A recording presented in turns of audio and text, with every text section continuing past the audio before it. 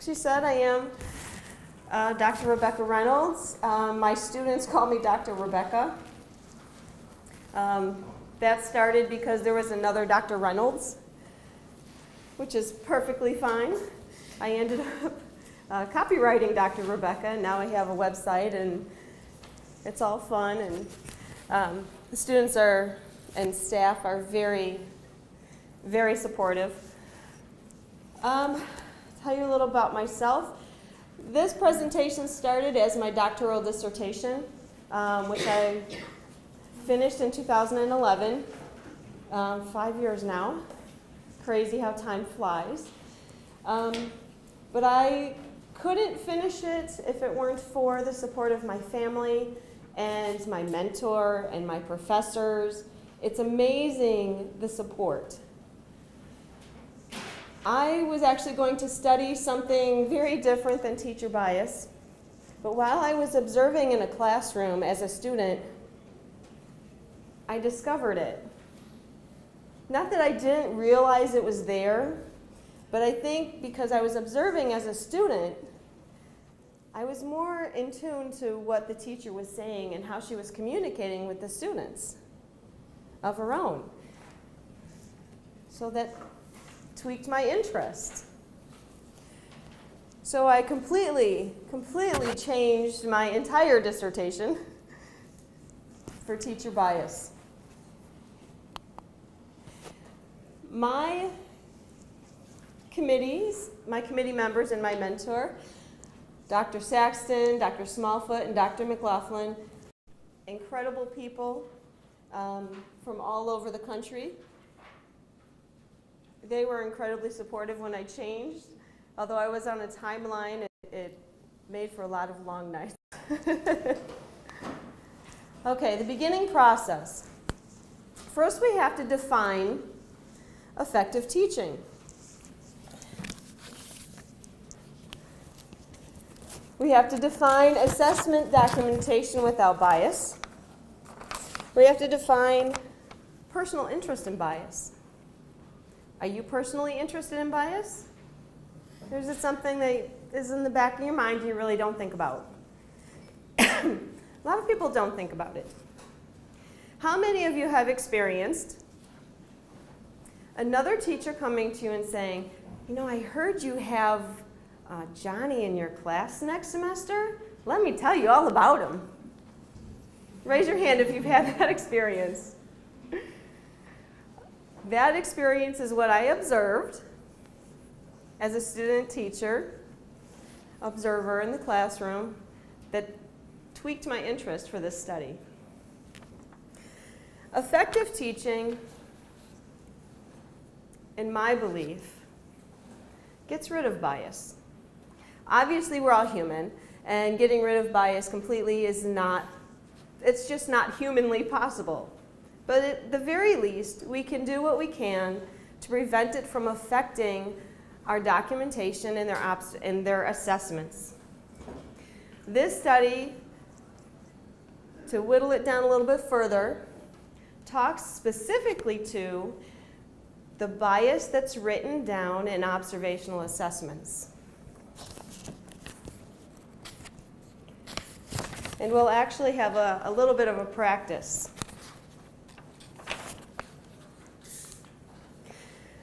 The outline that we're going to go through looks really, really long, I know. But don't worry. It won't go for hours, I promise. It can't. They'll shut me down. Introductions we did. We'll go over the problem statement of the study, the purpose of the study, the theoretical framework that surrounds it, research method and design, the research questions and answers, bias definition and theory, the population, sample, and data collection of the study, research results, and significance of the results to leadership. Everything affects the leadership, and the leadership affects everything else. It's all intertwined. We also have recommendations for further research, and then just before the questions, we'll have a little activity for you, and then questions. the problem statement. Turn over my notes.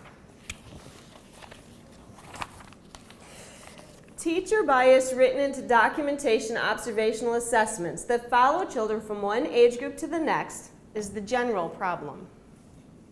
Developmental assessments play an important role in the placement of children in different tracks in educational systems. The specific problem is that the inclusion of teacher bias in giving assessments to children enrolled in early education centers, because if a teacher holds a negative expectation for a child, the child's school performance may not be accurately perceived. In the problem of bias, the responsibility of leaders is to set an example of unbiased documents.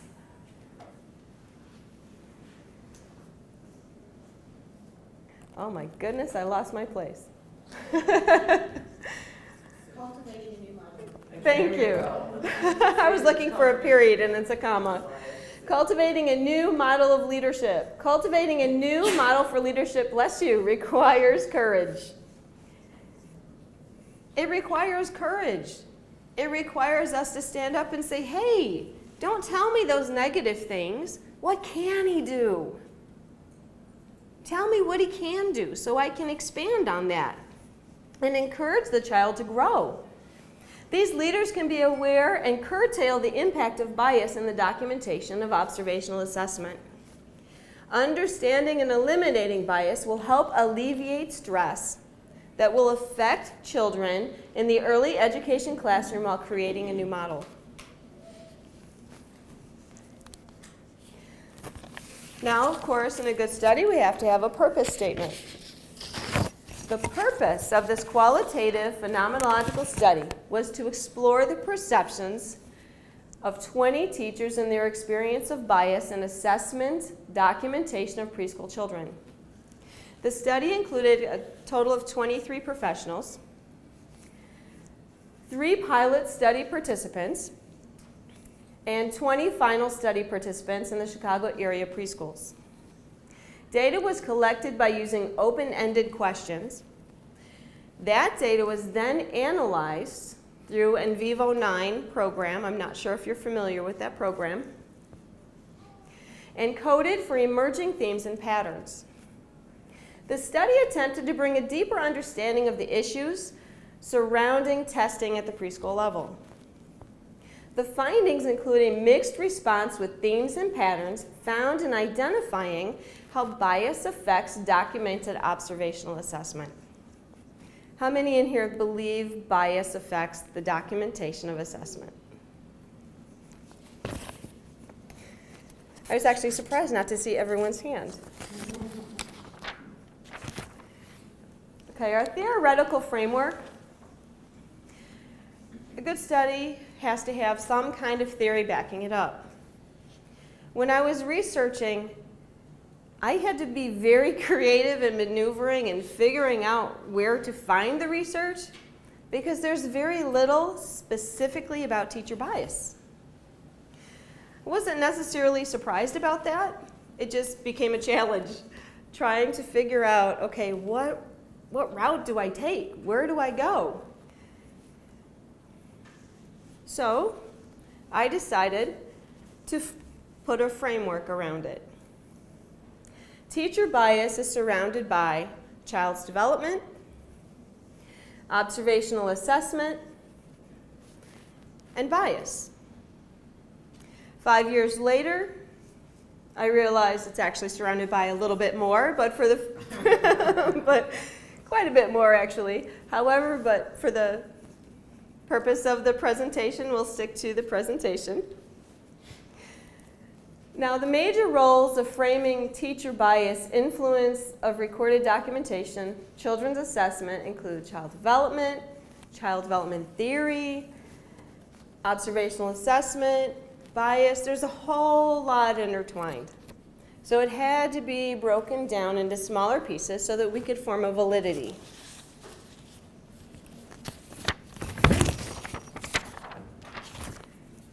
Going into research method and design. This was done as a phenomenological case study. Phenomenological actually took me about a year to figure out how to pronounce. It was amazing. My husband would every morning, how do you say that word? You're going to have to know how to say this word. Excuse me.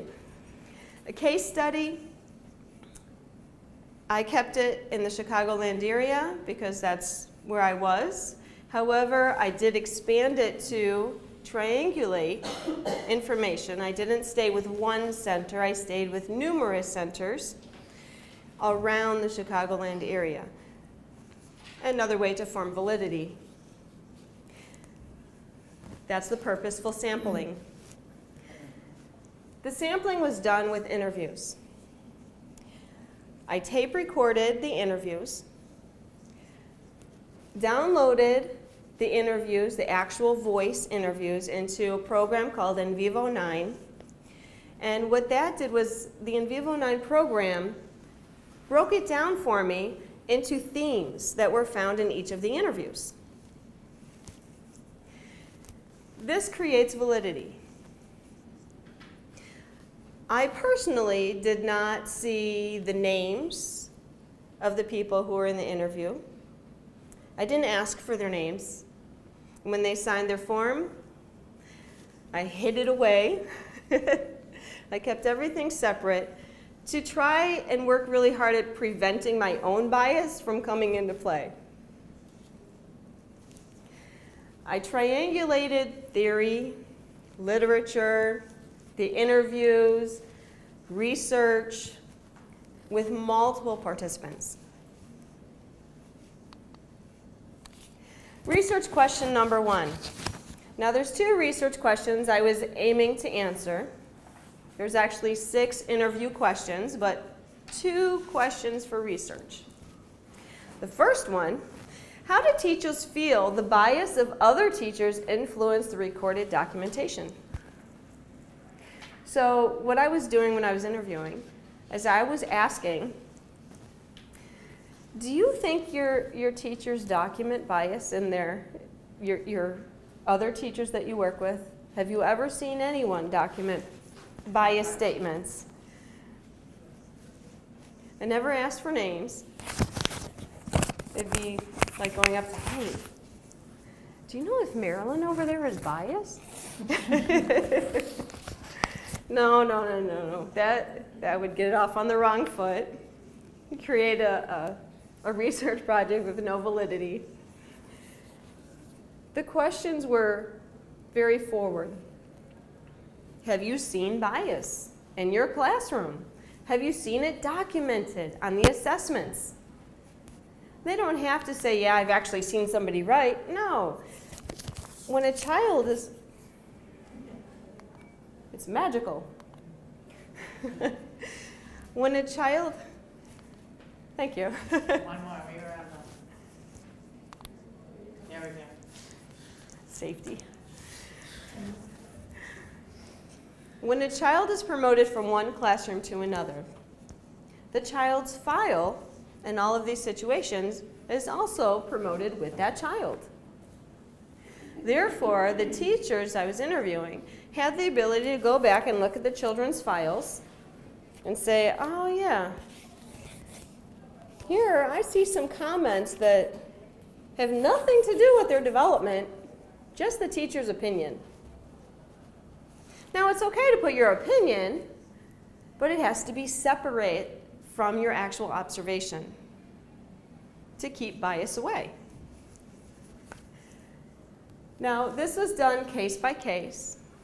So, although there was only 20 participants, it was actually very time-consuming with each individual participant because I spent time with them recording their statements and trying to really get into their experiences. It provides a purpose. Assessment is not new to the field of education, by no means. But do we know if those assessments are accurate? It's all based on opinion, isn't it? We seek to create knowledge. Educators, we have to seek to create knowledge. If we don't, we fall behind and our children suffer for it. And we don't want that. We want to be good, purposeful educators. It gives us accessibility.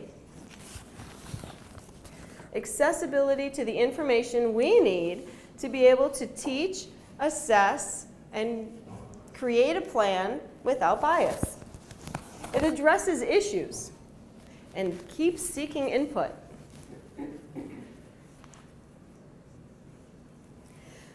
Research question number 1 has an answer.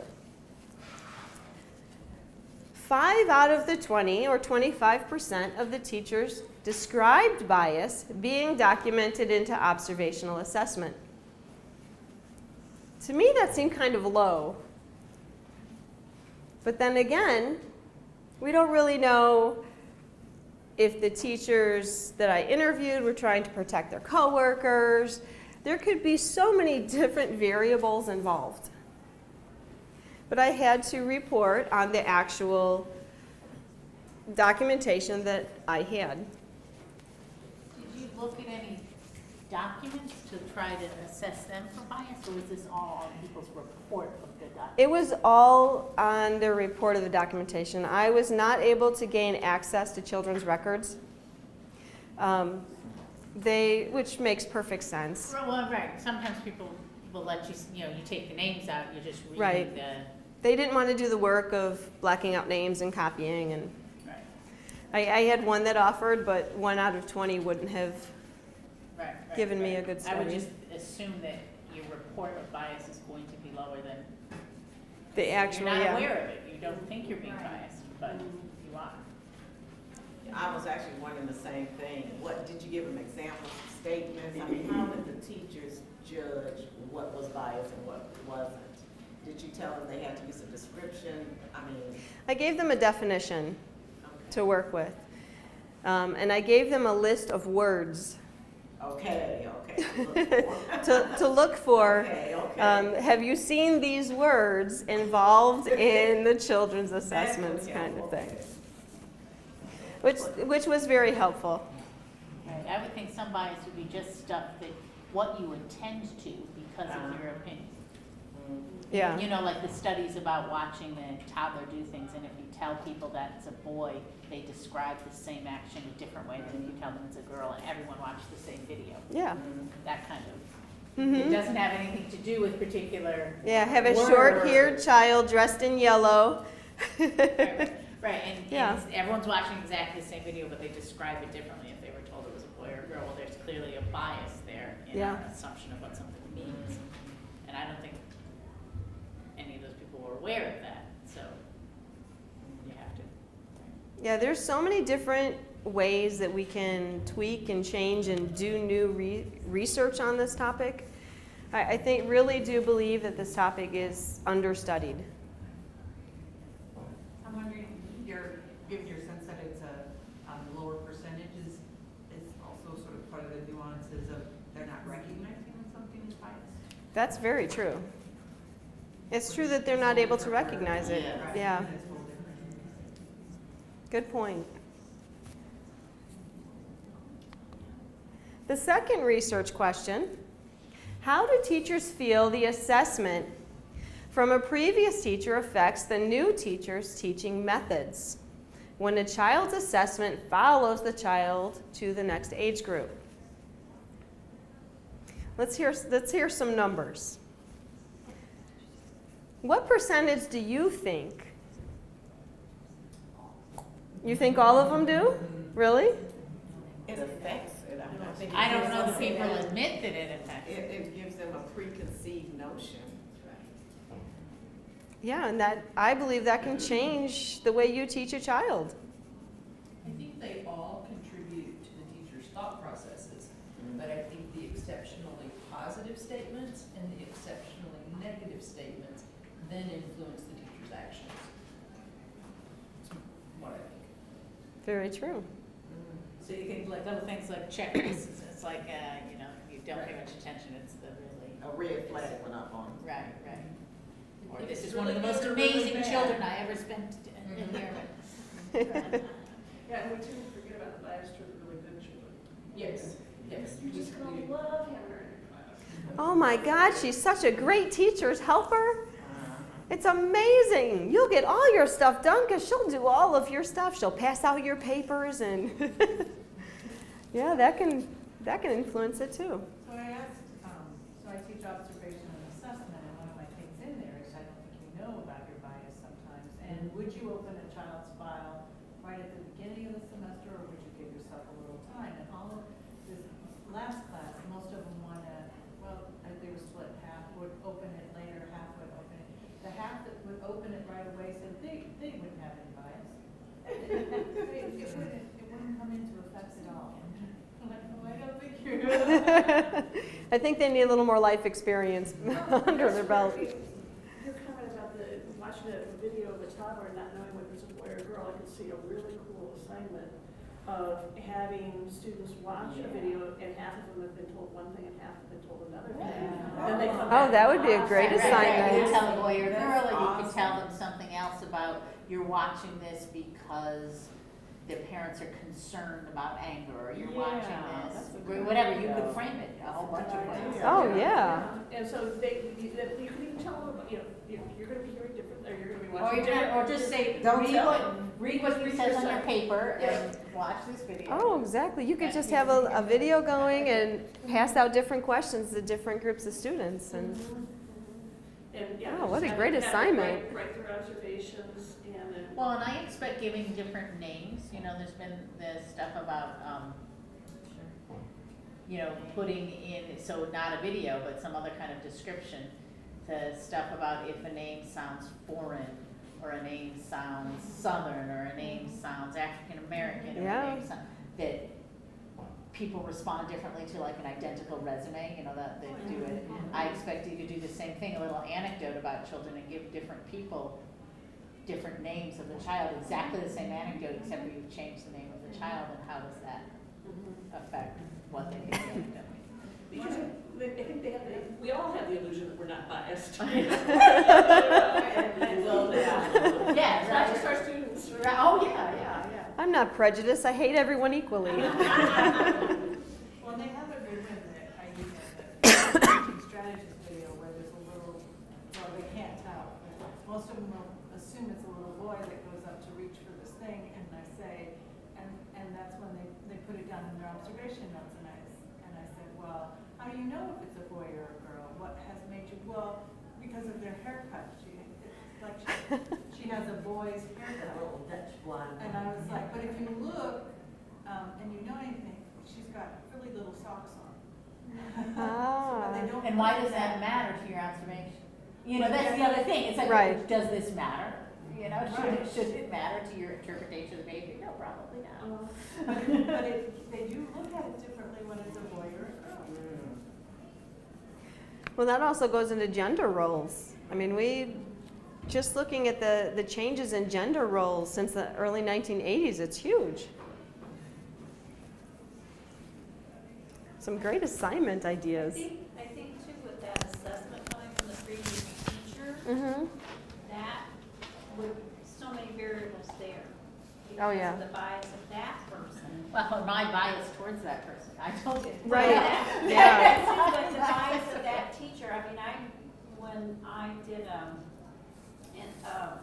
like a pre-student teaching thing, the teacher was telling me, well, he's gonna have problems, his dad's in prison and his brothers all have problems, and it's like, he's a third grader, it's like, he's already been, in her book, off the, charts, there's no reason to even worry about him. And if that person wrote the assessment compared to someone else that was more open-minded, I mean, you Oh, would be yeah. seeing two different pictures coming, to you. So reading that alone, I mean, some people I would honor what they've observed, because I know that, there might be some biases in there, but if it came from her, that one particular teacher, I would not have wanted to even read that. Yeah, bias is an amazing It's amazing how much it can affect not only the person that has the bias, but everyone around that person.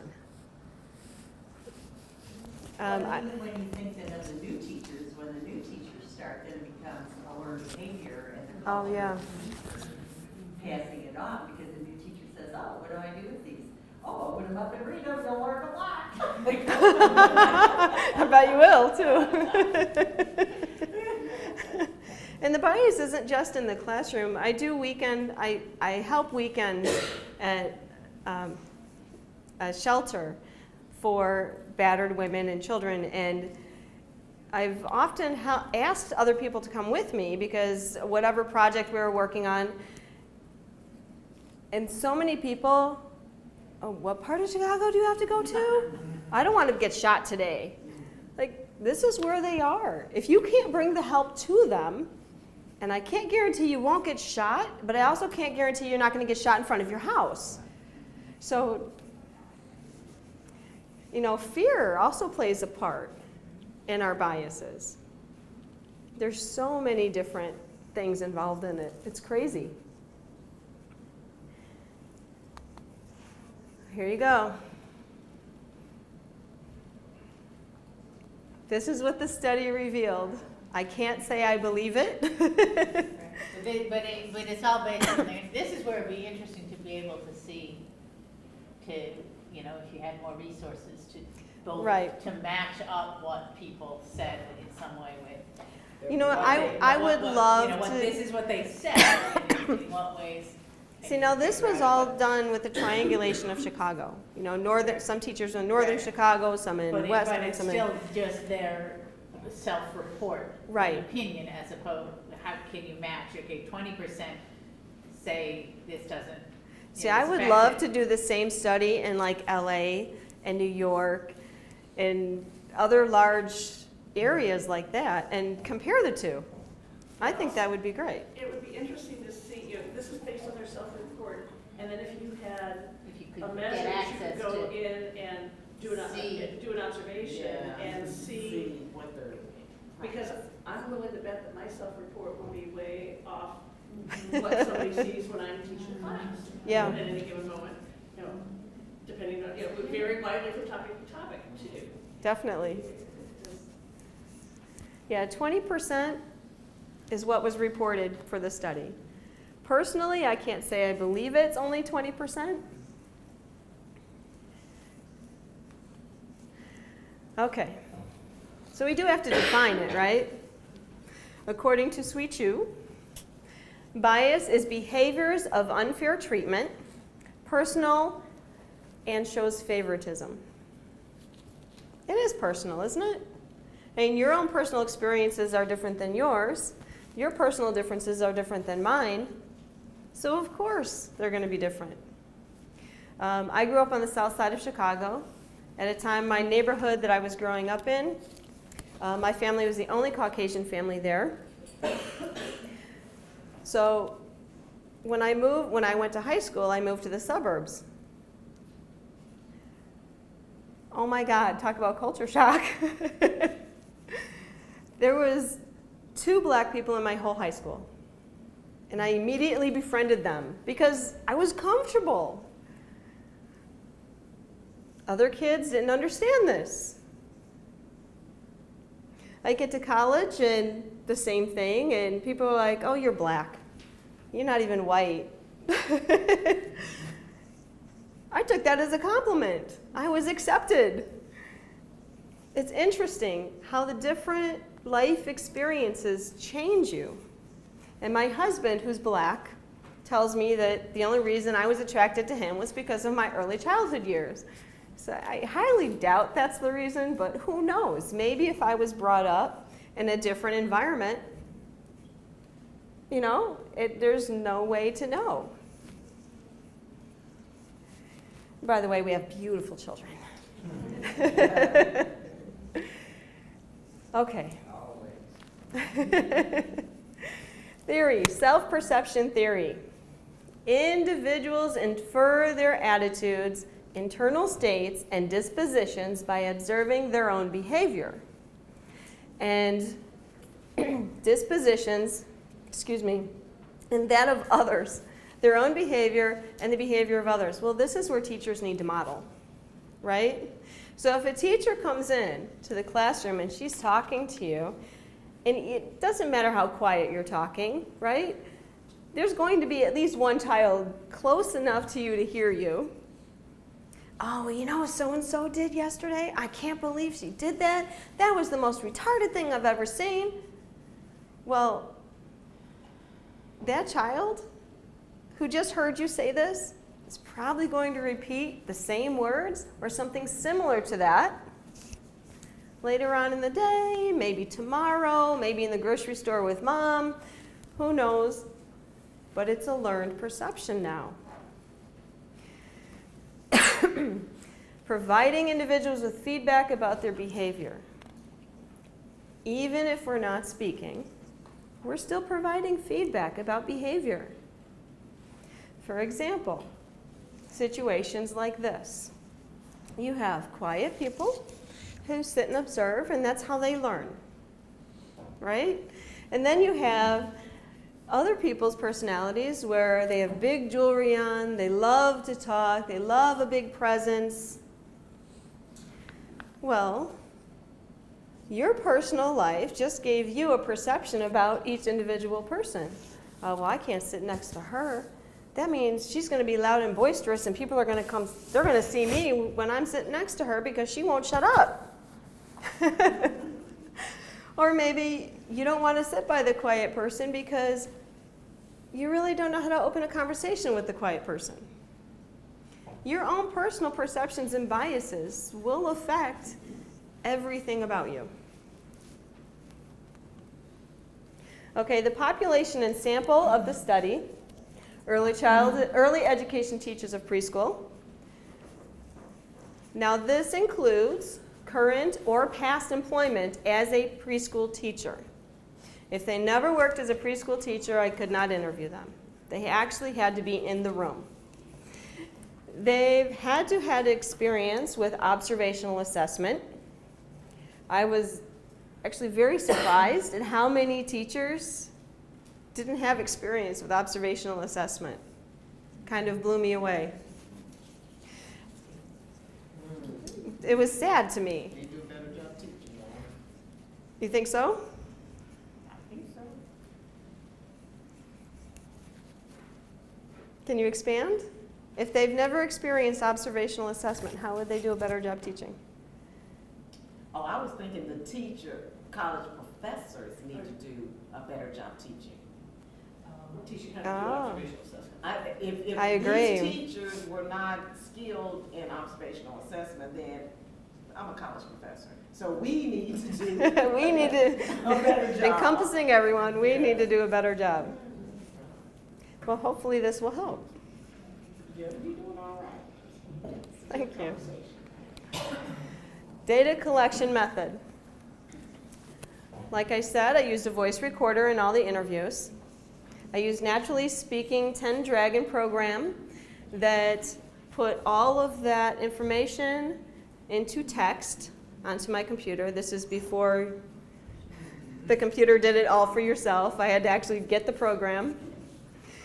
I had to have consent forms signed by the directors or principals, wherever I got the teachers from.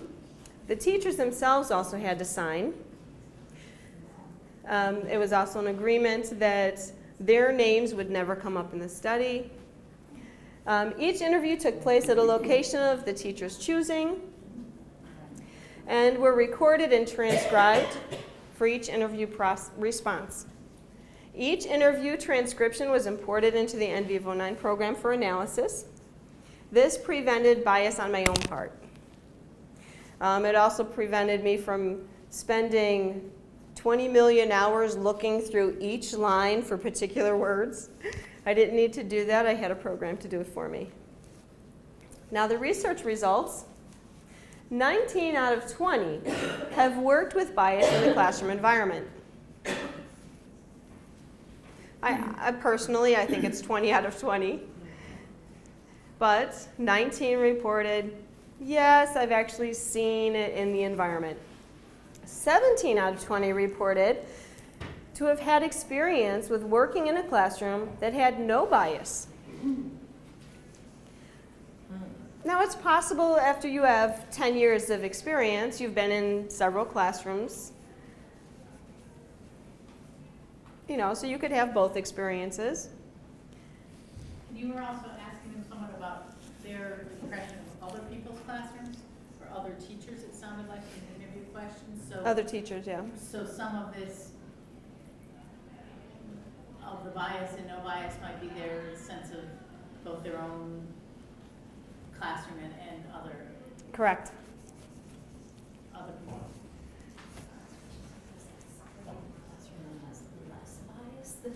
Yeah, no.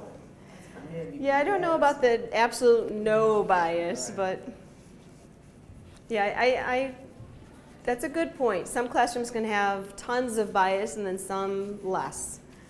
But I really do believe that it's completely impossible to have zero bias. But it was just their perception.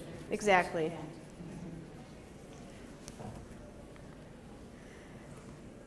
Did I do the second one?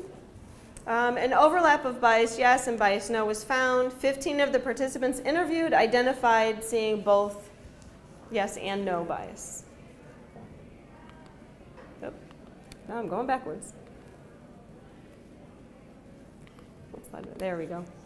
4 out of 20, 20% of teachers describe bias as affecting the new teacher's teaching methods. Like I said, personally, I believe it's more than that, but their perception is it's only 20%.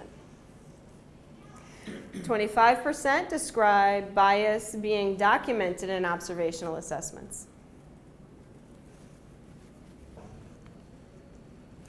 Now, we have to have some kind of activity to teach how to separate our opinion from the documentation, right? So we're going to do a little activity. Let me describe the directions for you. Now, the actual observation. Kate cried when Josh took the flower out of her hand. Kate then babbled loudly, pointing her finger at Josh. Josh stuck his tongue out at Kate. Kate then walked to the teacher and pulled on the teacher's shirt while babbling. Do you see any bias in that?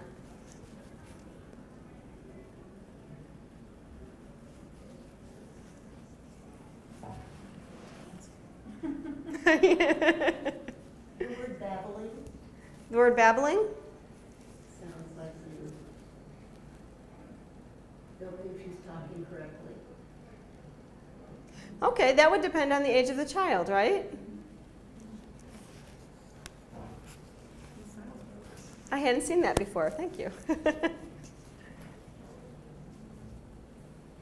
The interpretation? After Kate's flower was taken from her, she attempted to communicate with Josh. Sorry. When communicating with Josh, Kate didn't get the flower back. Kate then walked to the teacher to communicate the problem to her teacher. Is there any bias or opinion statements here? Opinion. Kate was unable to verbalize with vocabulary and showed her anger by pointing and babbling loudly. So that's vague. Attempted to communicate is just vague language. It's not. It's more. It's not concrete. But it's also an opinion statement. Well, I mean, but even in the interpretation, she walked to the teacher to communicate her problem. Maybe she walked to the teacher. We don't know her motivation. Right. That She is. had Good no point. desire. Very good point. Maybe she's trying to get help to get the flower back. Maybe she just wants a hug. She's given up on the flower, and she just wants help to regulate her emotion and go on to something else. You know? We don't know. Yeah. Yeah, it's a good point. Yeah. We don't know. You know. And then I'm just sometimes then when teachers in the opinion part start throwing in anger, Yeah. then it's automatically labeling children as aggressive, and we go down the dark spiral. Yeah, we have to be very careful. Even when we're documenting our own opinion, we have to be careful. Because we don't know Right. She might have been frustrated or Yeah. disgruntled or. Or vote. Yeah.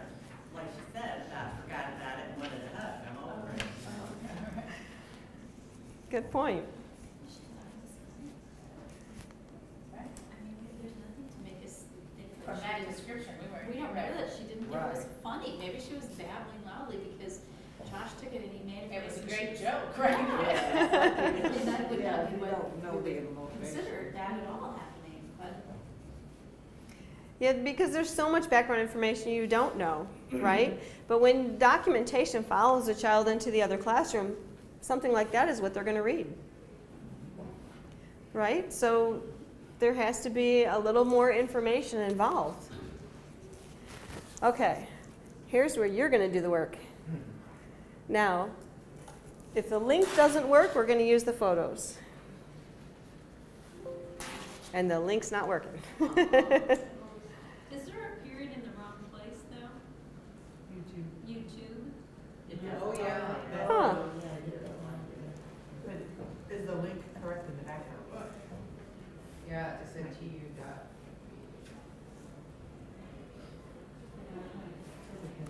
Good catch. Yeah. That won't change The the actual link link will in the have been back. linked to whatever it was before. Change Julie's anywhere. Yeah, I copied it directly, but that doesn't mean anything. Yeah. Well, you can try and copy it and put it in another, or open another window. See, That's sometimes true. That makes it work.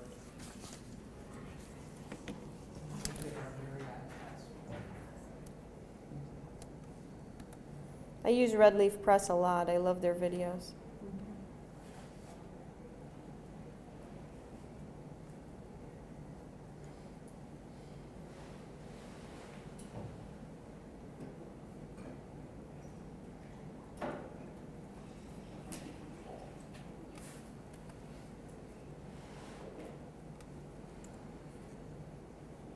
No. She's not connected to the internet. Right. No. Do you want a hotspot? There's, you're supposed to have access to the internet in here, but. That's okay for. Do you need a code? I'm sorry? Do you need the internet code?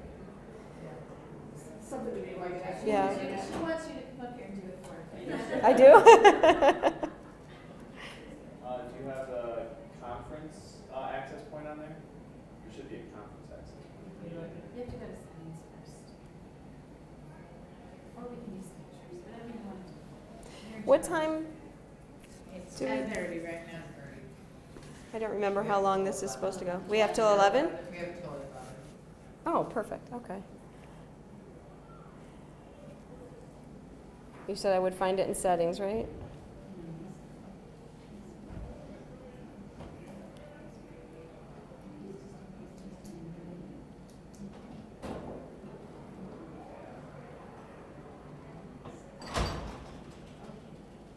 Where are you at?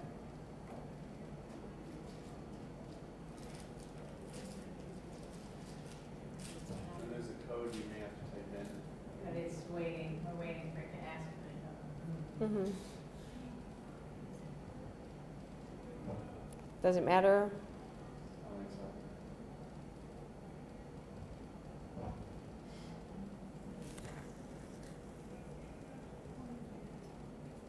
I don't think so. Anticipation.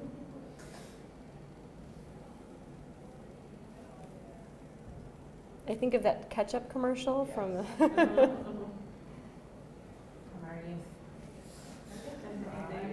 There we go. Do we have the conference code? Yeah, the conference code, at least the one I was given yesterday, was capital G A T E W A 16. 8-1.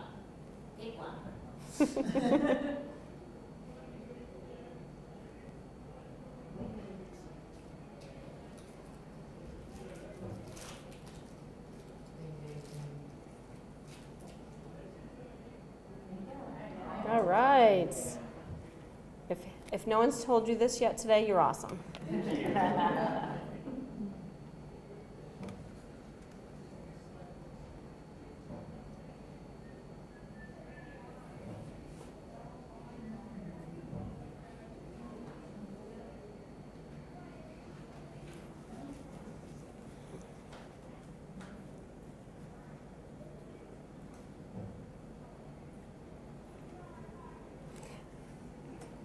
So how you guys doing today? I have a question. Mm-hmm. I was told by another professor that if I say that my students do not have standard English, that's bias. That they should have their own dialect. And for me to use standard English, that term shows I'm elitist, and I have my own standard English. Nobody really has accomplished it, and that's bias to say. Was he like 80 years old when he told you this? That's not a biased statement at all. She teaches Spanish, and she says families that's that come interesting. from a southern Illinois can say he done it, and that's acceptable. I'm from Well, Southern I said And I don't know how to say it. Upper Soda. Or soda, yeah. Well, there is no body that says certain things are standards, but there's different codes for where you talk in different places. I mean, we all do, everybody switches. You talk differently in front of a class than you do with your friends, you know? And how you write in a paper is different than how you write in a journal, and how you write is different than how you I'm sorry, what? Can you So, click on your link again in your there's not PowerPoint? one that's standard, even when we look at things about what's, you know, the different, each organization, like, you know, NPR and ABC, they had come up with their own little code for how they do certain things. There isn't any body that has spoken on, this is, you know, so I think that's the sense in which it's like, no one person gets to decide for everybody what the right way to say something is. It doesn't mean there aren't things that are acceptable in written English and not, Well, or she in says certain the term settings. standard bias is, standard English is bias. Well, because it says there is a standard and it's certain people's standard is the right one, as opposed So it might to. be saying, What you know, was the here's context?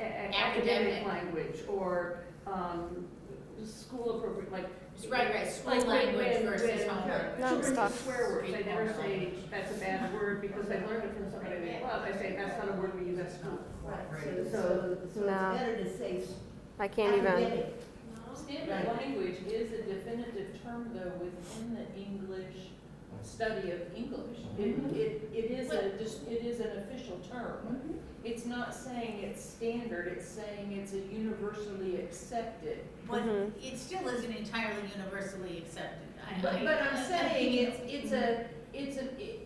just like we have very particular terms that are specific to the study of early childhood, the term standard English is specific to the study of the English language. So her interpretation, when she heard you use it, is what created the bias. It's not, when you said standard English, I'm going to assume, used it as in this is the English term that describes the language that all of us learned in grammar school and the rules of language. Those are agreed upon societal rules. And that's in my syllabus that I am going to And those are grade. different, and those are different than dialect. We all have cultural dialect. Yes. Every one of us. Perseverance will get us through. Thank you for that. Can you hear it?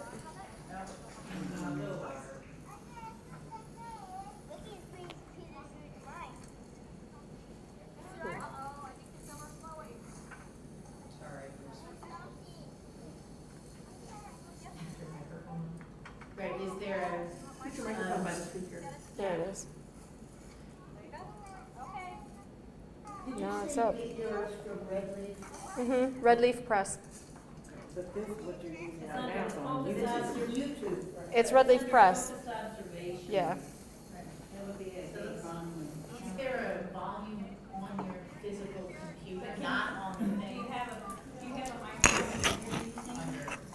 But that's just to his recording, it's not to the speaker. But if it's there. We don't have that. Focused observation, is that? Sometimes you can make it. Yeah. Under Red Leaf Press. We could just do what we see without Yeah. here, because you can't Yeah. always hear. Should I start it over so we can have You a? can't hear what they're saying anyway. Okay, I'll sit so I'm not in the way.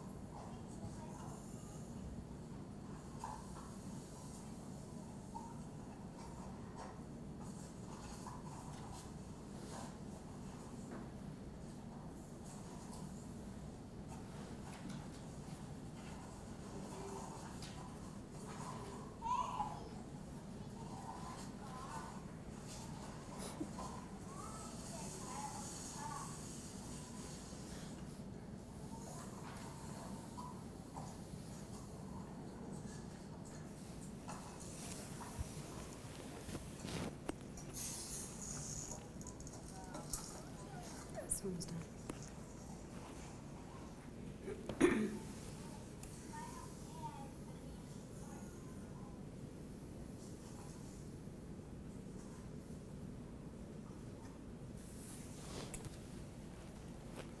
Okay.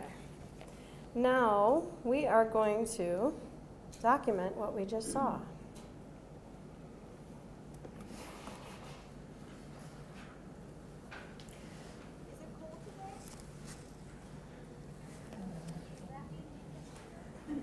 Let me turn this off. Do we need an umbrella today? Okay. What do you need? A jacket. How about a heavy coat? And on here, what do you have? Hmm. Have a heavy coat? Nathan, who has mittens today? No, no mittens. Okay, we'll think about going outside.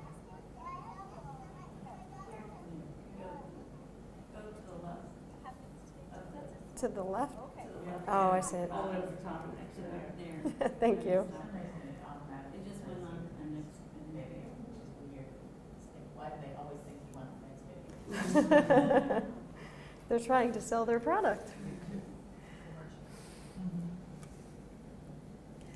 Okay. I always click the wrong thing if I want the same slide. All right. So now, what you're going to do in groups of 2 to 3 people, after watching that video, you're going to sort out your observation in these 3 different categories. There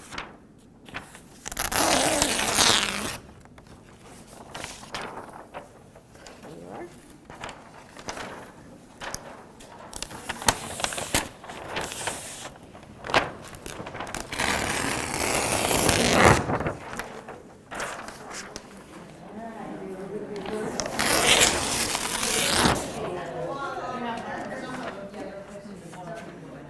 No, I thought I would have markers in here, but I might have, that might be an oversight on my part. Do you have enough? Do you need another?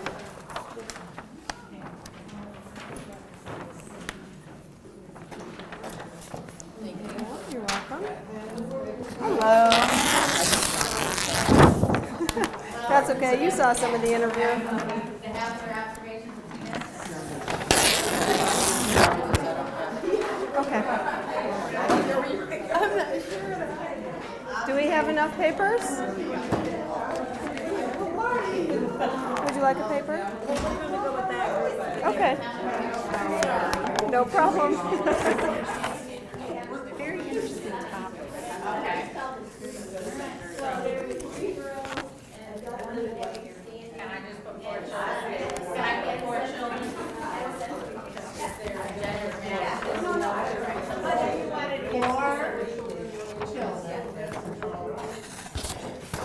Trying to put the paper back. I pulled off too many. Right, so we'll just go on. Four children standing. There we go. Oh, you're awesome. Thank you.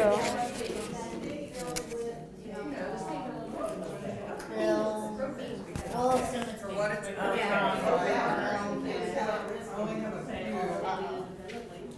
could use a marker because my pen runs out when I hold it up. Oh, thank you so much for looking. If a marker would bleed onto the wall. Oh, yeah, give me the marker. Will it? Will Will it? The highlighter. The highlighter might not.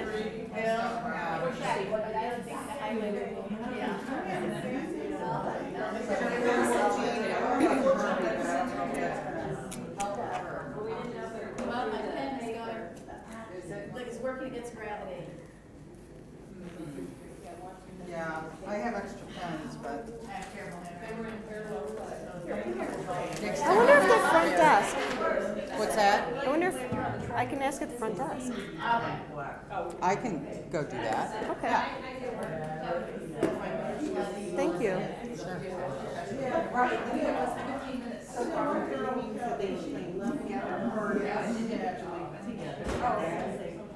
They're always filling containers and pouring them in bags.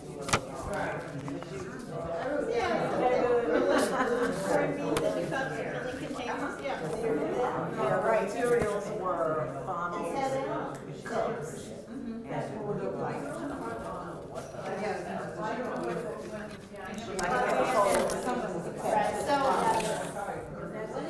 So what I had about the child report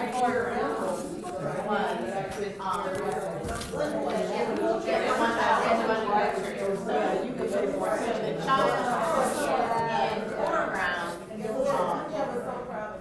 Yeah, but I guess that's why it's Put 2 or 3, I lost count. 2 or 3.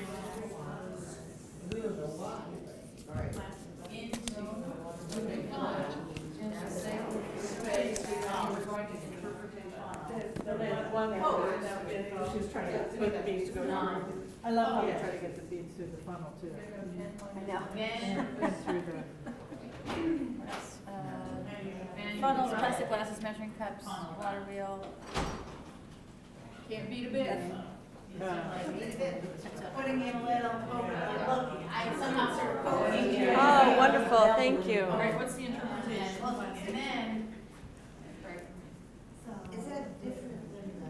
Thank you so much. Sure. Same opinion would be the child. Right. Interpretation, I don't know, how to distinguish that from opinion. What did they learn? While you were observing, what did they learn? Is that in your interpretation? I don't know.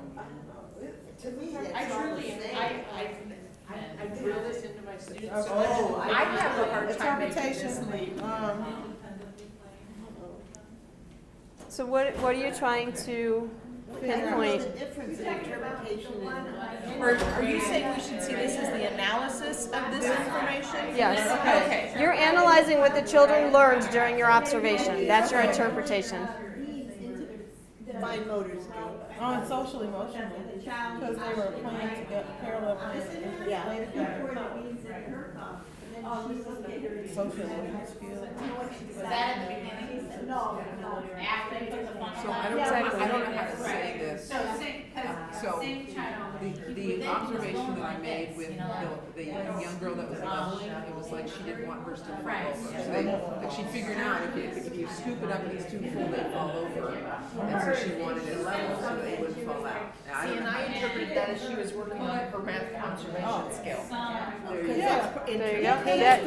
Yeah. Right, so yours was excess, Yeah, or like a excess. math excess. So like problem solving? Yes. Right. Yes, thank That you. find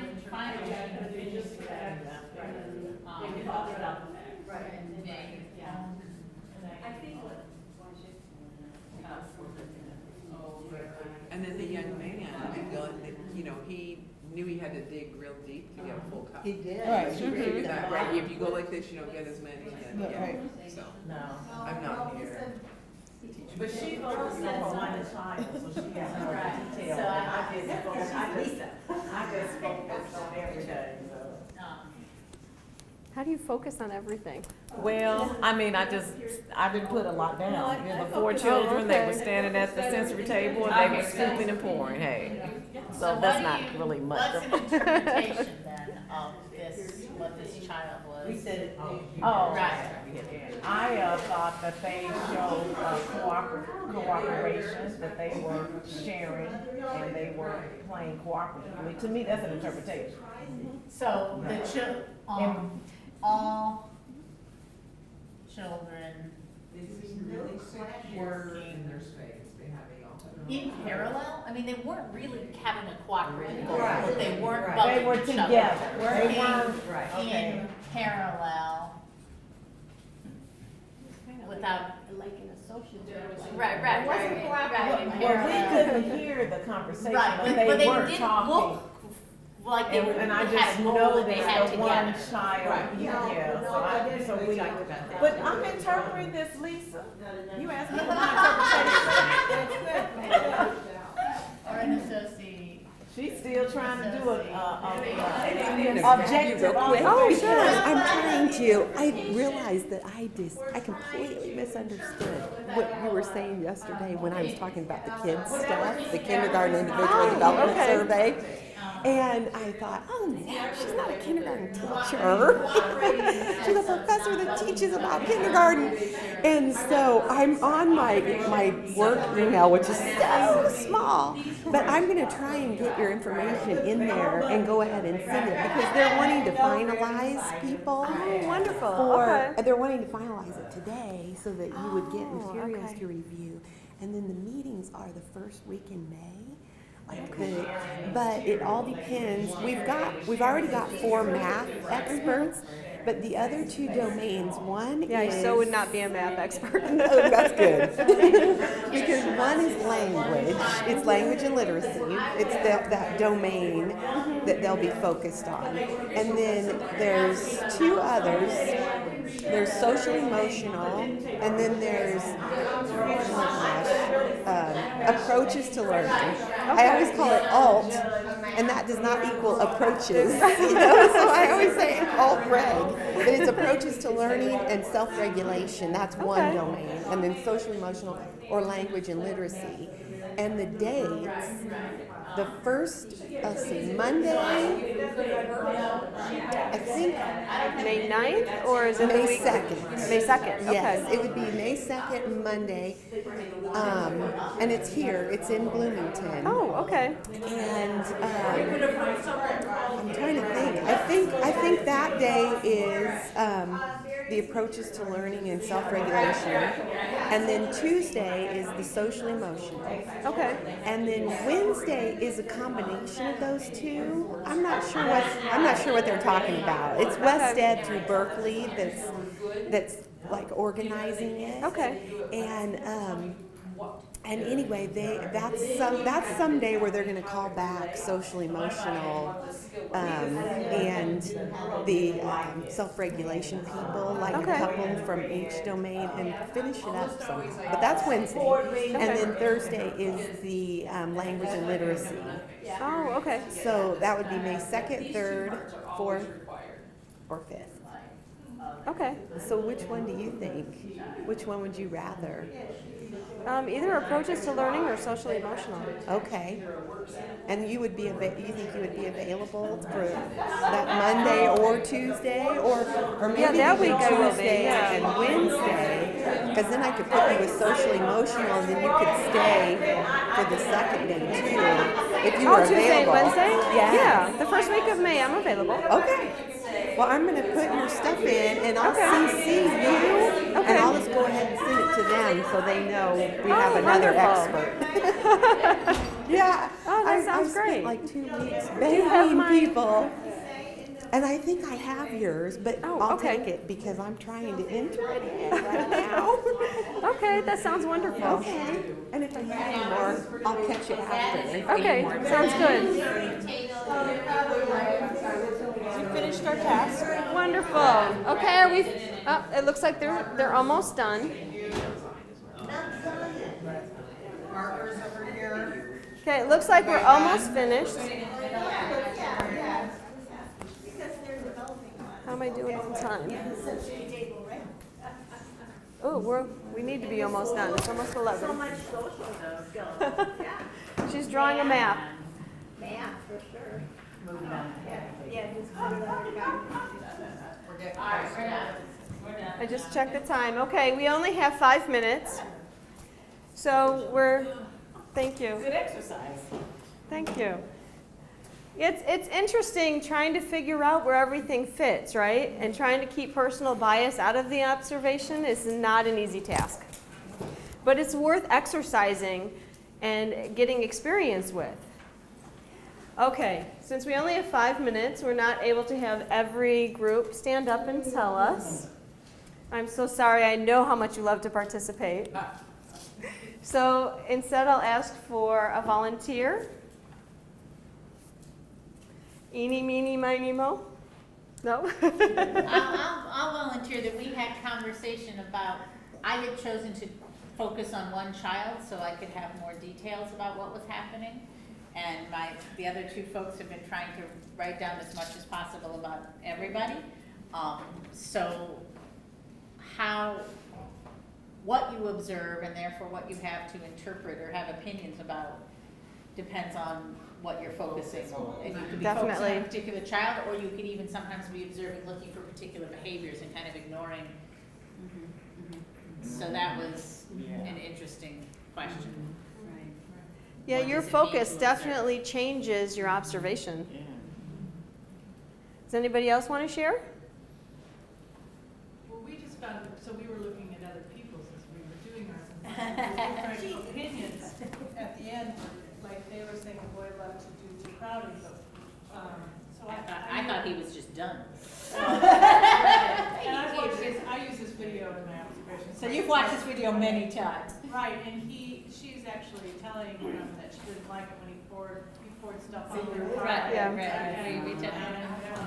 Then she starts pouring the stuff a little bit and. So you did know, I was wondering if anybody would notice the fact that she buried all the way down to the bottom of the table and pushed it all towards her Yeah. just before he left. Yeah, so our thought was that he left because she's kind of taking away his stuff, so he's not. Yeah, he said, I'm done and I Yeah. So there's tons of Grab that. meaning for the same, as you're watching the same thing, you can see. Yeah. Well, what's interesting about getting to do video, so you've watched, you've used it in your class, and it's great that you can watch it over and over, but when it really happens, You don't see it that. you don't get to do that. I mean, you want to practice that skill, but you don't usually get to. You're there in the class, and what you happen to pay attention to in that moment, that's what you got. Well, that's why I like to use the video at the beginning of my observation class of the bear, where they count, they're passing the basketball in white, and the bear comes through in black, but you're supposed to count the t-shirt guys in white. And so when you first watch that video, and it's like 20 seconds, they never see the bear. Yeah. That go, it's like a guy dressed up in a bear thing, but they never see the dancing bear that comes through the back of the video, because they're concentrating on how many passes that team is making in white. And I always show that one to say, that's how quickly things are gonna happen, and you're gonna really have to watch Right. what's going on. Right, and you do need some sort of focus. I'm focusing on interactions, I'm focusing on a particular child, or I'm just focusing on the sensory table, at least that's that bit, and I'm not trying to watch the whole class. Yeah, that focus is the big piece, you're right. Definitely. They have the luxury of having multiple observers. Observing the same thing. No, not very often in the classroom. Not when you're a classroom teacher busy teaching, Even Yeah, if it's your challenging. teaching assistant is doing it, with the trainings that we do on the portfolios, we're to try to get the teachers to observe everybody. The teacher may say, I'm gonna look at these 2 or 3 children and I'd like for you to observe these 2 or 3 children. So that way you can get some information on everybody in your class in a week's time. Yeah, it's very smart to split it up. Right, But you're not looking at the same child unless they happen to converge with the, the teaching assistant and the teacher's and are you kids. observing for a particular time, or are you, sometimes you have a particular kid you want to be writing something, you're working on it for them, and you just kind of have that kid in mind, and when they're doing something interesting, you write that down. It doesn't mean you're observing the child all the time, but it's sort of like, I'm waiting for Mary to do something.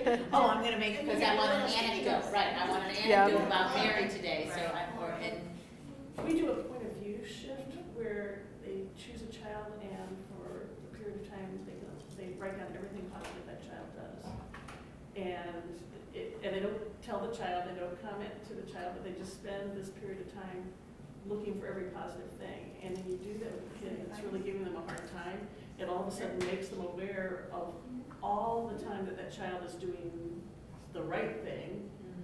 And it shifts their focus from these explosive wrong things that they do. Right. And it kind of makes them aware of, so there is more to this kid than. Which feeds into positive reinforcement. If a teacher actually observes something the child is doing positively, and she's learning how to verbalize these things to the children, and the child's it's a big circle. The child will realize, oh, she likes when I do something good. But even if you don't say a thing to the child, I tell them, don't say anything to the child, just shift to writing down positive things.